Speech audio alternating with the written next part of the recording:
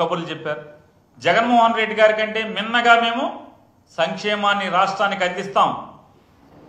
జగన్మోహన్ రెడ్డి గారి కంటే మిన్నగా ఆంధ్ర రాష్ట్ర ప్రజలకి సంక్షేమాన్ని అందిస్తాం, అభివృద్ధి గొప్పగా చేస్తాం, అప్పులు తీరుస్తాం, అప్పులు చేయకుండా సంపద సృష్టిస్తామని చెప్పినటువంటి వీళ్ళు ఏం చేస్తున్నారా అంటే ఒక్క సంపద లేదు. అమరావతి పేరుతో 56,000 కోట్లు 50,000 కోట్ల పైచిలకు ఇప్పుడు చేశారు. మరోలా ఇంకొక 50,000 కోట్లకి టెండర్లు పిలుస్తామని చెప్తున్నారు. అదొక 1,00,000 కోట్లు. అంటే రాష్ట్రం అంటే అమరావతి మాత్రమే, అమరావతికే 1,00,000 కోట్లు టెండర్ పిలుస్తున్నామని చెప్పేటువంటి గొప్పగా చెప్తున్నారు వీళ్ళు. మళ్ళీ తగుదనమ్మా ఇది సరిపోదని మరొక 44,000 ఎకరాలు తీసుకుంటారండి. మరి ఆ 44,000 ఎకరాలకి అభివృద్ధికి డబ్బులు ఎక్కడి నుంచి తెస్తారు? అంటే రాష్ట్రంలో ఉన్నటువంటి మిగతా ప్రాంతాలందరినీ కూడా ఏం చేద్దాం అనుకుంటున్నారు? ఈ బిల్డప్ పెద్దపేళ్ళ ఓల్డ్ బిల్డప్ బాబాయ్ కానీ ఈ చిన్న బిల్డప్ బాబాయ్ కానీ వీళ్ళిద్దరూ, ముసలి బిల్డప్ బాబాయ్ చిన్న బిల్డప్ బాబాయ్ ఇద్దరు ఇంతంత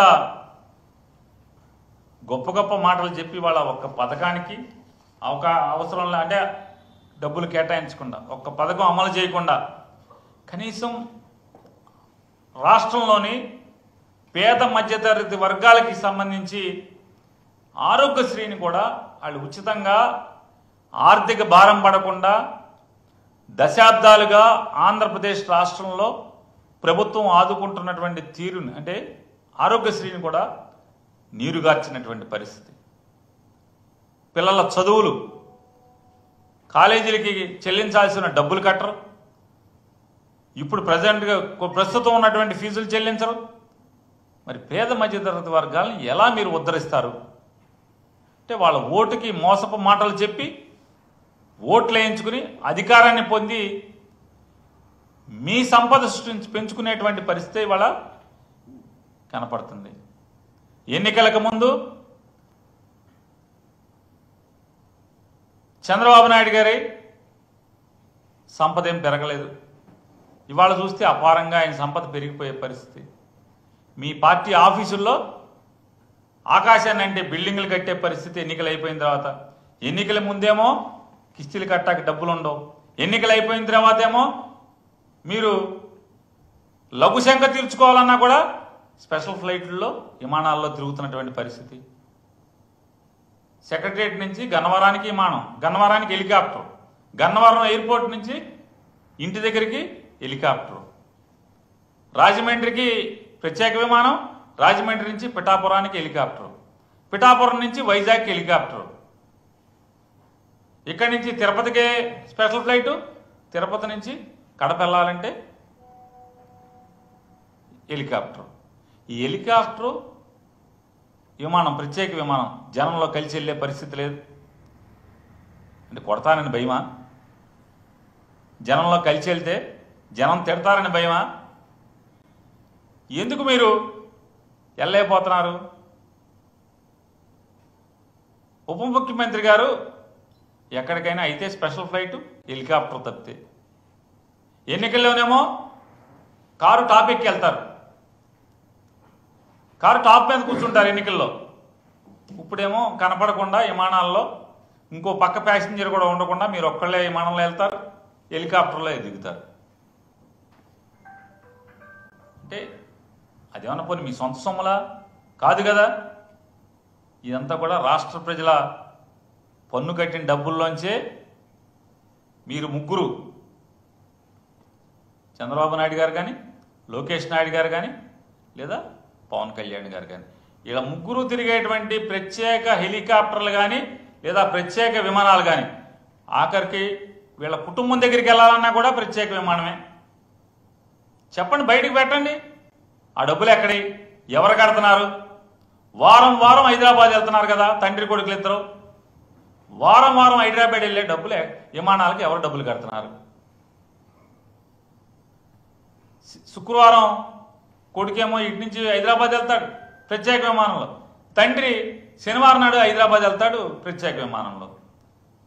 ఇద్దరు కలిసి ఒక విమానంలో రావచ్చు కదా, చెరొక విమానంలో సోమవారం ఇక్కడికి వస్తారు. ఎవరు కడుతున్నారు డబ్బులు? ఎక్కడికి వెళ్ళినా మీరు ప్రత్యేక విమానాలు తిరుగుతున్నారు కదా. హైదరాబాద్ మీరు మీ కుటుంబం దగ్గరికి, భార్యా పిల్లల దగ్గరికి వెళ్తాకి రాష్ట్ర ప్రజలకు ఏం సంబంధం? డబ్బులు కడతాకి చెప్పండి, మీరు లెక్కలు చెప్పండి. ఎన్నిసార్లు వారిని నేను డిమాండ్ చేస్తున్నాను. పవన్ కళ్యాణ్ గారు లేదా లోకేష్ నాయుడు గారు, చంద్రబాబు నాయుడు గారు, మీరు ముగ్గురు కలిసి ఒక్క సంవత్సరం, ఇంకా సంవత్సరం అవ్వలేదు, జూన్ 8 12 మీరు ప్రమాణ స్వీకారం చేసినట్టున్నారు. జూన్ మాసంలో లేదా నెలాఖరికి చేశారా? ఎప్పుడు చేశారండి? జూనా జూలైయా? మీకు గుర్తులేదు, ఎవరికి విలేకరు గారు కూడా?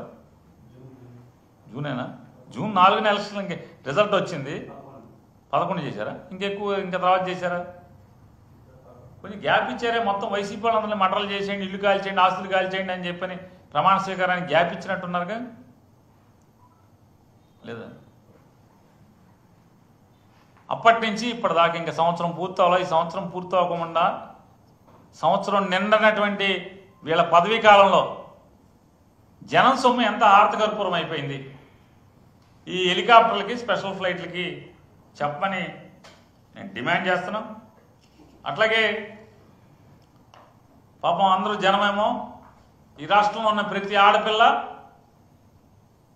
18 ఏళ్ళు నిండంగానే 50, అట్లాగే 59 ఏళ్ళు లోపు వాళ్ళందరూ కూడా డబ్బులు వస్తాయి అనుకున్నారు. నెల 1500 వేస్తారన్నారు.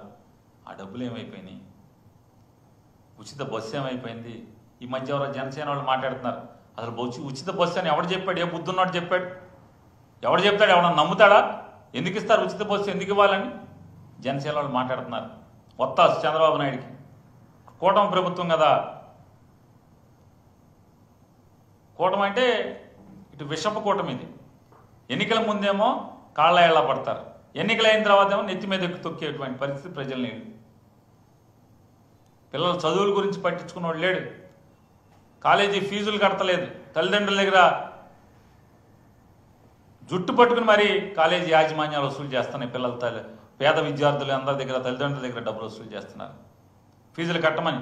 ఈ ప్రభుత్వం కట్టదోసి వస్తాం, మాకు అనవసరం.